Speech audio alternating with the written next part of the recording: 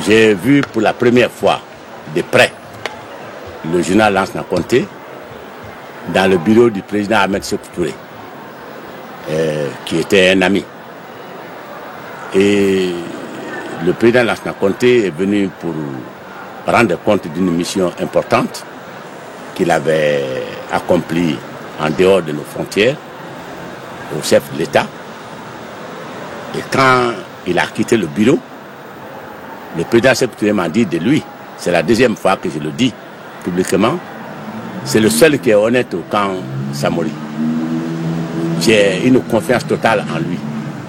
Quand je vais voir clair au camp, c'est lui que je fais venir.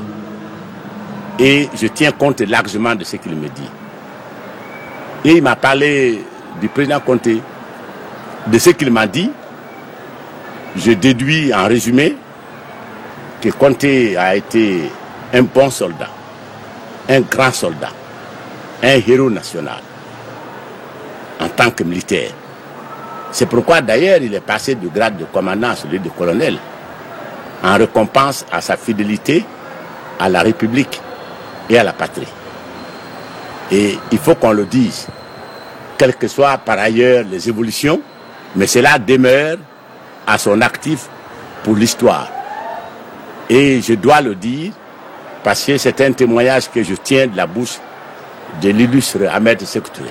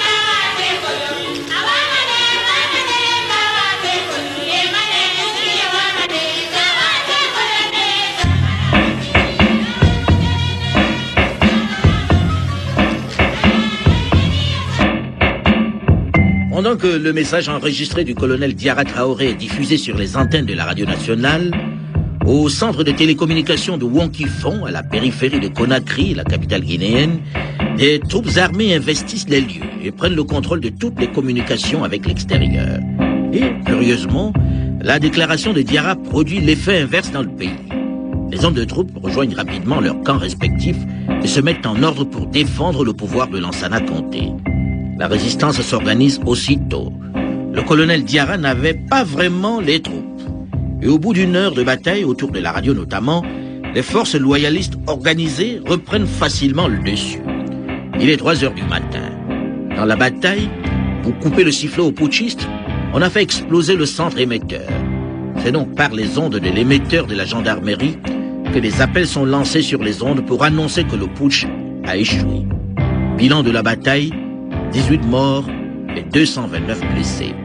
Le président Lansana Conté, qui ne peut attendre plus longtemps, malgré l'insistance de ses proches qui lui suggèrent de patienter jusqu'à la fin du sommet de la CEDEAO, qui lui donnera le temps de s'assurer que tout est rentré dans l'ordre, du moins du point de vue de sa sécurité, décide le vendredi 5 juillet 1985, après avoir prononcé son discours devant les chefs d'État et de gouvernement de la Communauté économique des États de l'Afrique de l'Ouest, de reprendre le chemin de la Guinée.